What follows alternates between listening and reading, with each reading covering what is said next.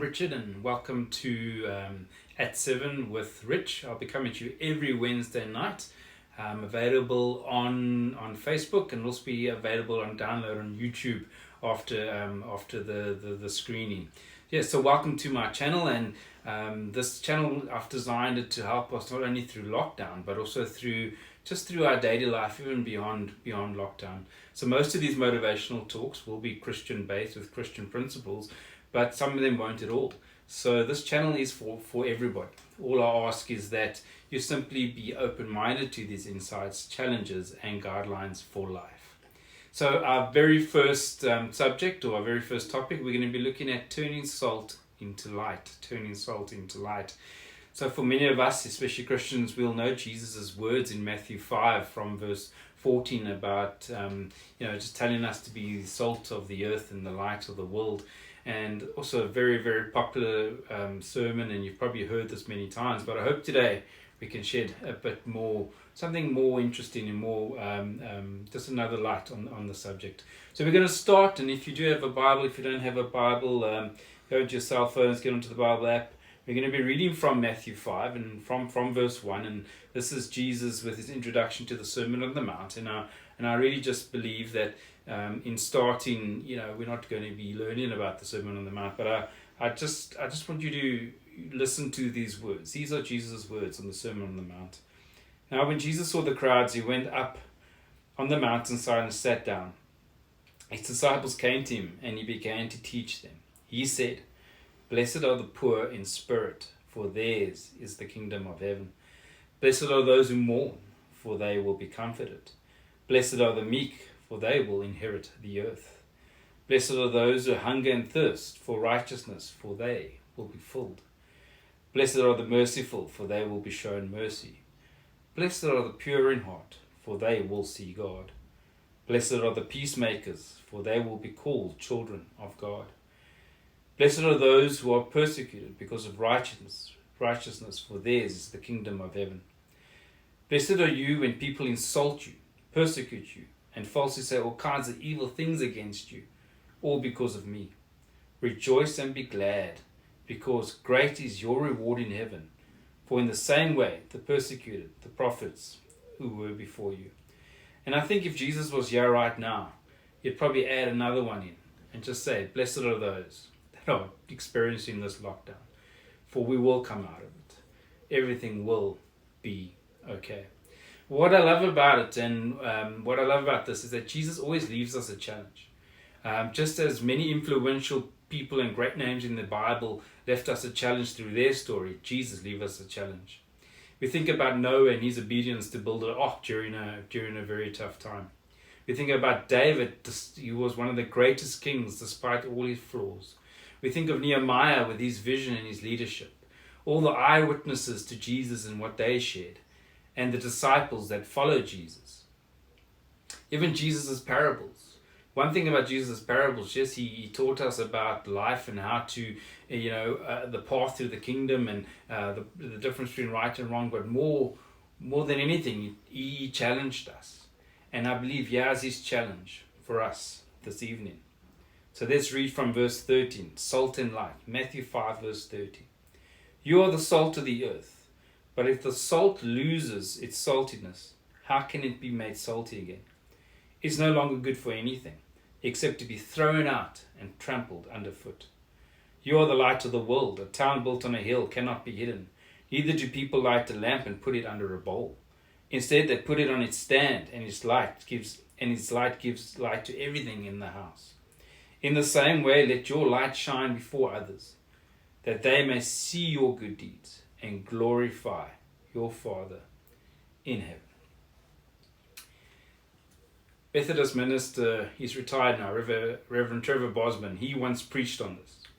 And this was many years back, where I sat in the pews and I listened to this very sermon, and he was preaching about being the salt of the earth and the light of the world. And there's something I remembered from that. And he was very clever. He started off his sermon by saying, he was referring to salt in food, and he was very clever. He started by saying, my wife's food is very good, so I don't really need to add any salt to it, which I thought was pretty cool. But then he went to explain it, and he said, if you sit down and you have a meal, if you add too much salt to your food, you spoil it. It probably becomes unedible and you can't eat it. And if you add too little, that simply just has no effect. Okay? But if you add just the right amount, it begins to influence, transform, add flavor, enhance, and bring to light. When I was 16, I was part of a youth Bible study, and they had a similar way of trying to explain this, but in a different format. And they were trying to explain how do you introduce your faith in a school. So I mean, this could also be if you're trying to introduce something in your companies or whatever the case might be. So how do you introduce something new or something that you believe in to someone else? And there were three types of people. The first person was this young guy. He was dressed in this cloak which had crosses all over it. Even when he blinked his eyes, he had crosses on his eyelids. He had chains with crosses on it. And he came in sort of this cool dude, and he was like, yo, you gotta listen to Jesus, and Jesus is the king. And naturally, as you can imagine, that freaked most people out. And if anything, that just got people running in the opposite directions. The second person, and this is where I want to take you. Have you ever watched a horror movie or scary movie, where you open the fridge, the person opens the fridge, and then you close the fridge, and then the person standing there, and you get that fright. Now, this is the other type of person. Now, I actually experienced this a few years back. I was at Edgeview, at our local spa, and this very same thing happened to me. I was just walking, minding my own business. Next minute, this person appeared out of nowhere, staring me down. I'm going to try my best. That's not my approach, so I'm going to try my best to impersonate this person. It went something like this. Where are you going when you die? You know that if you die and you haven't given your life to the Lord, you will die. You need to give your life to Jesus right now, otherwise you're going to hell. And I was absolutely freaked out. It freaked me out. As a Christian, I was a Christian, I'm strong in my beliefs. That absolutely freaked me out. So some people like to use fear. And I think we know those individuals in our lives, don't you? They use fear to try and influence you. Then you get the third type. The third type is the one that hides their faith, or hides their best quality, or hides their way that they can be influential in the world, or maybe they're hiding their talents or whatever it is.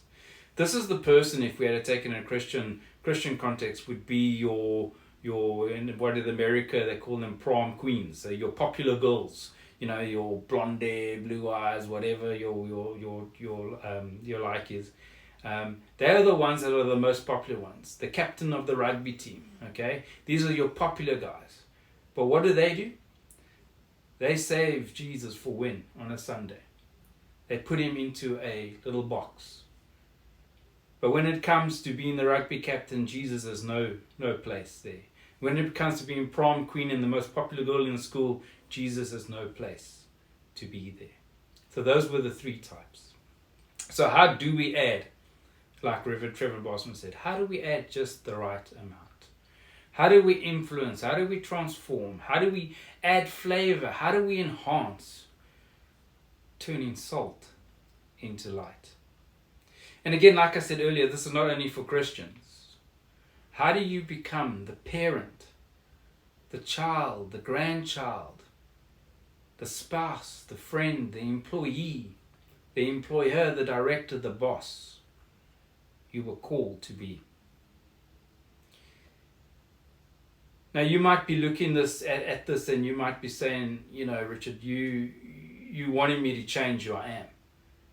And I've heard many people say that this is how I am. No one must change me. Well, why? If I use fear, that's what I'm going to do. If I'm the cool dude, that is what I'm going to do. If I'm the rugby captain, you can't tell me what to do and how to do it. No, I'm not telling you to change who you are. Not at all. Because as with salt has many variants, doesn't it? You get all kinds of different variants of salt and different seasonings, don't you? You get your barbecue spice and your chicken spice, and you get all kinds of different spices. We're not all called to be that pure white salt. In my opinion, I think Jesus was that pure white salt. We're not all called to be pure white salt. We've all got our unique flavor. We've all got our unique way of enhancing, life. So what am I talking about? What I'm talking about here is the workaholics. So the workaholics believe the more we put in, the more we'll get out. So they'll work and work themselves to death. They'll work 14, 15 hours a day, non-stop, 7 days a week. They'll work. But I can tell you, something or someone always suffers. And it's usually our loved ones. On the other end of that, you have someone that just ignores tough situations or problems. They only deal with what they are comfortable with. So this is the ones that are just not adding enough into their lives. These are the ones that when they go to work, they only do the things that will make them happy. These are the ones that maybe in their marriages or within any interrelationships or within their schoolwork or whether in your daily work or your homework or whatever it is, you don't deal with the things that are difficult. So you only deal with the things that you are comfortable with. Then you are adding to little. Maybe it's due to fear. But it's creating the right balance. It's all about creating the right balance, the right rhythm for life. Just the right amount of salt in all areas of our life. So to conclude, I read a quote today by Nicky Gumbel. A lot of you will know Nicky Gumbel from the Alpha series. This is what he wrote. Until God opens the door, praise Him in the hallways. Until God opens the door, praise Him in the hallways.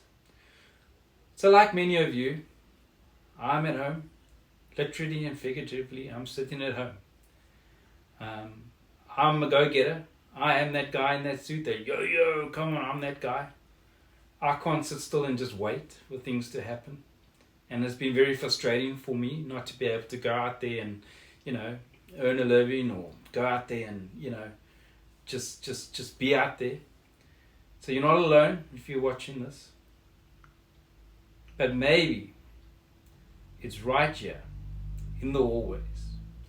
Maybe it's right here in our houses that we should be turning salt into light. So thanks guys, thanks for joining me. Hope you enjoyed that. Big shout out and thanks to Sean Peters Media for the use of his equipment. Also encourage you to check out his page at Sean Peters Media. If you guys are into virtual night rides and all those kinds of things, go check it out. There's also a lot of updates and all of that. So big shout out and thank you. So remember on your social platforms to hit the like and share button. If you're on YouTube, remember to hit that subscribe button and leave any comments in the comment.